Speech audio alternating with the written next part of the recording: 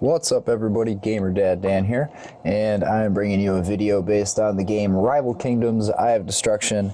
Back when it came out, put out by Space Ape, it was just Rival Kingdoms. I don't think the Eye of Destruction was there, but that's when I started playing it, and I stopped for a little while because I stopped playing these style games for a little while. I took a break from them, but I'm getting back into them because of Gaming with Nick. He posted that video, or those videos now, based on Dawn of Titans, and it reminded me of this game because of the quality of the graphics and some of the play styles and stuff like that. So I'm gonna jump into the intro of the game, and it's gonna play through. I'm not gonna read what they're saying, but you'll be able to see. You'll be able to see how the very beginning of the game plays out, so that you guys can make the decision if you want to start playing the game or not. So here we go. Just like any other game like this, you have your troops, but the troops come in packs or squads, and when you place them, there's a certain amount in that squad, and then they start auto attacking. So after you place them, there's nothing you can do to change what they attack, except for some of the special abilities, but that comes much later. And then as they're killing buildings and the troop portals, which give even more mana, the bar on the right fills up, and you can use the special abilities. In this case, Solric, the Ancient that is being used, is at level 10 for the intro, and his main ability is that elemental, that fire elemental. So now it's telling us that we're moving into this base. Normally that doesn't happen as you go on, but since this is our first base, we're moving in, and we start with 2 troop portals, an archer tower, which is that slingshot thing, and then the production.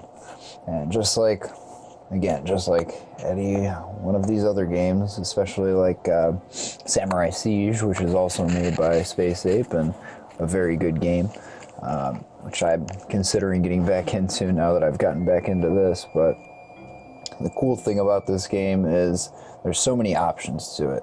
So the main way you battle is not by waiting for troops and building troops. You have your set army, which you can make changes to, but you have your battle stones, and you use one battle stone to get into one battle. You slide it over, you slide the troops over, and then that's how you start fighting. So the first thing that we attacked was the spell tower. That was one defense. The only other defense is way up at the top, so we don't really have to worry about anything because of the spells and because this is the intro. So, I mean, it's designed so that we can win. We were required to play a game so that we can continue playing. So, just taking it out real quick, and just kind of messing around with the different options for the spells, trying to kill it as fast as possible, just because. So as the game goes on, you also get a dragon that you can use, and that dragon levels up. The dragon has abilities, like as it flies across, you get to direct where it flies, and as it's flying, it'll either breathe fire on everything, or ice on everything, or poison, or whatever. It depends on the dragon. So, alright, as you can see here, troop portals being placed down at level 1, and that's going to allow me to get a whole nother set of troops that I can select for my attacks. I also have to upgrade the barracks so that I can get the archers or wardens, and then you select your squads to determine how many of each you want, or whatever the setup is. Alright, so after a quick name change, which you only get one of, by the way, we're getting back into it, and the next thing we're going to do is upgrade this gold storage, because you want to be able to store as much gold as possible so that you can upgrade everything. And you know, that's again something like in almost every one of these types of games, that's going to be a requirement to upgrade your gold. And usually there's one other one, but in this one it's really just gold for upgrading buildings. Sometimes you need some rings or some glory points, but that comes later also. So again, we need to play a player on the map. So we're going to use another battle stone. You start with 5 total. They diminish as you use them, but they regenerate over time. I think it's like 15 minutes that you got to wait for a battle stone to come back. But play 5 games, take a break, switch to another game like Dawn of Titans or Samurai Siege or Titan Brawl, and back to playing 5 more. So here we're going to attack the only defense that is really a threat, and then it's coming over to the other defense, and they're making their way down, and this is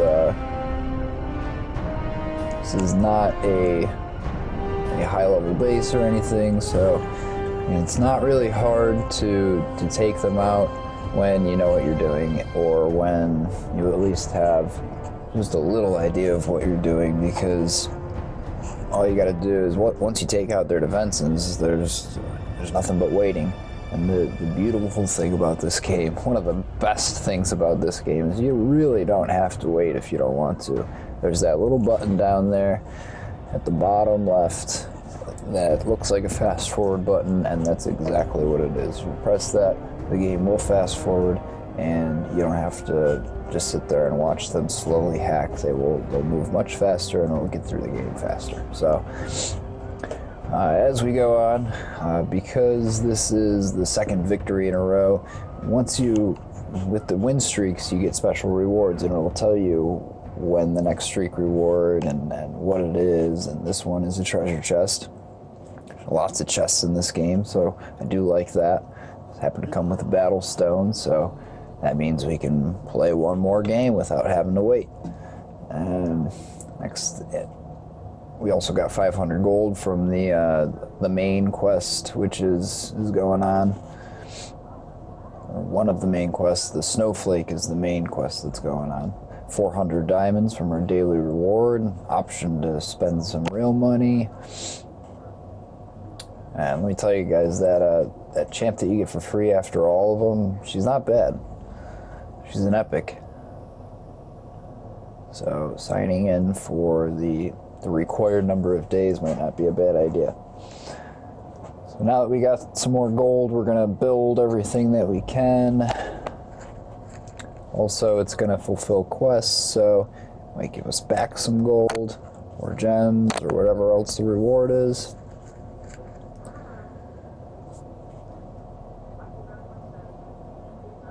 And as you can see, if the upgrade time is low enough, you can skip it for free. You don't have to spend any gems. I think it's 5 minutes or less, just like Dawn of Titans. We can't really afford to build anything else except the walls, and to build 2 more for 300, it's not worth it. I'd rather save the gold for something else at this point, so I don't think I've built anything. Okay, so now, see, it even tells you the progress of the quests and stuff, how much gold you've collected. As you can see, as you scroll around the map, there's different missions as well, and as the game goes on, there's more missions and different missions that you can choose from, even if you haven't completed the previous mission, and the missions are where the gold's at also.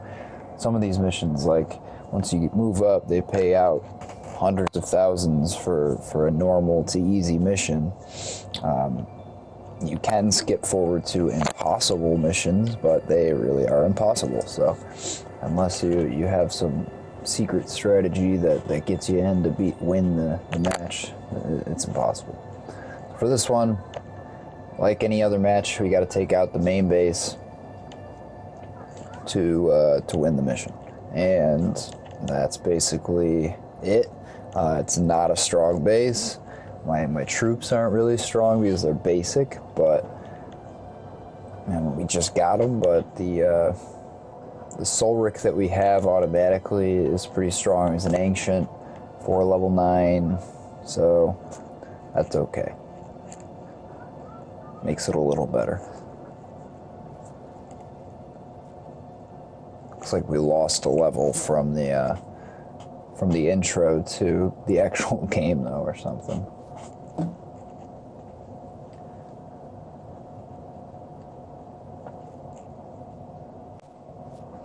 we got another quest reward.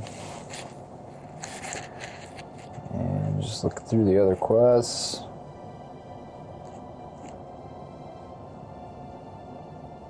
We go back. We're gonna go to the leaderboards. We have to view the highest player, so we're gonna go ahead and visit him.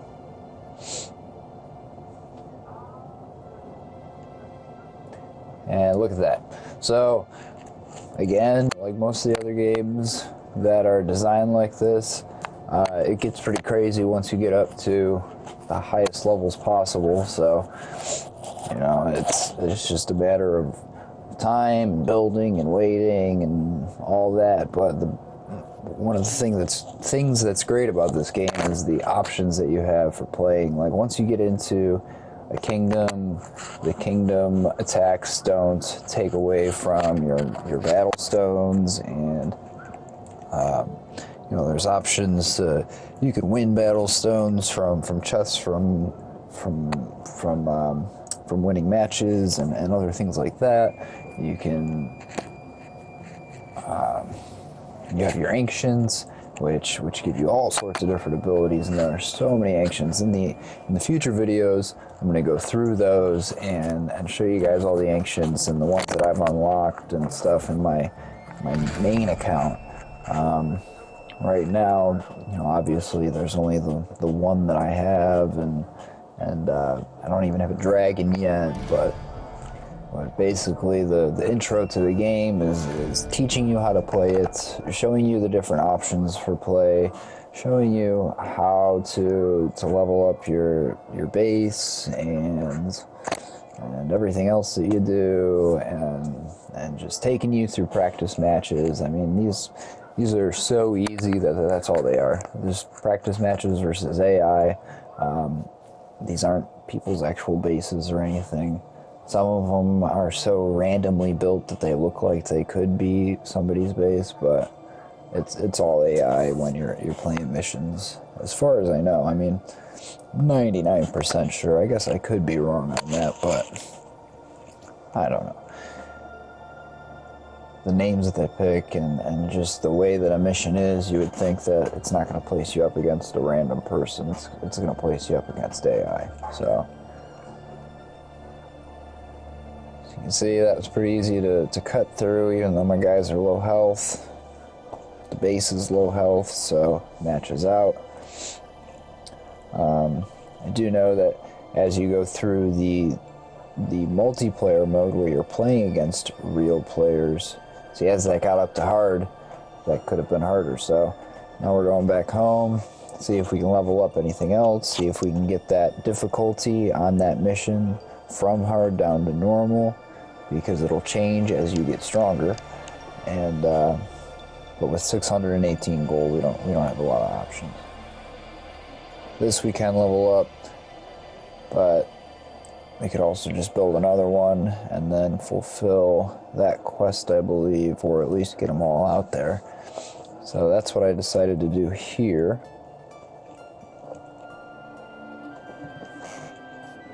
Then we're heading back to the map, and if we go back into the quest, I think it's still going to be hard. Yeah, it's still hard, but with only one battle stone, that's where you got to make the decision. Do you want to spend that battle stone and see if it's too hard, or go back to multiplayer after you've only played 2 battles and win your third, which is probably going to be an easy opponent, and get a, you know, not as much gold, but you get the event bonus, which is the snowflakes right now, and the cups for your total fame. If I lose, I get minus 20. If I win, I get 9. So obviously this is an easy opponent. There goes all the defense, and then I should have fast forwarded this, but it's pre-recorded, and I wanted you guys to see how the mechanics work and everything through all the battles, so I didn't really fast forward through anything. So the archers stand back, they'll shoot over the walls, but then when the wall is the closest thing in their range, they go to the walls instead. The elemental, he'll just kind of whack and do his thing. He doesn't do a lot of damage, but he's got a good amount of health. and as you level up the the ancient that summons that elemental, the elemental is going to get a lot stronger, and he's going to level up. The abilities level up with the ancient. So each time you level up the ancient, it levels up one specific ability, and it goes in a loop, and it goes one by one by one, which again I'll show you guys in another video with my main account so that I can actually do it while I'm showing you. And as you saw there, we got some more quests, and he has some more free stuff, which is always good. And it looks like there's 2 quests that are available to us. Oh, nope, those refreshed, so those were the 2 that I did. But I'm not really worried about base structure in the beginning. If I were you, I wouldn't worry about it either, because you have so little gold that and so little defense that whoever attacks you, they're going to win anyways. So don't worry about that. Just worry about leveling up your troops, your troop portals if you can, your stronghold, your barracks, your collectors, your storage, and then the last thing you want to do after you get everything else is, in my opinion, the defense. Alright guys, so that was the tutorial, I guess you could say, for Rival Kingdoms. It's a real basic tutorial, but it's the intro, and I hope you guys liked it. I hope you guys decide to join the game. It's a lot of fun. It gets more and more fun as the game goes on. I guarantee you that. There's so much to it. There's a lot of small details that make it great. And the graphics are awesome as well, in my opinion. If you get into it, you got a good smartphone or a good tablet, and you can really zoom in and see everything is in great detail, a lot like Dawn of Titans. So shout out to Gaming with Nick. Thanks for the inspiration to get another video out there of something that I hadn't played in a while, and was similar in the style and all that to the game that you were playing. I hope you take this up also and give it a try.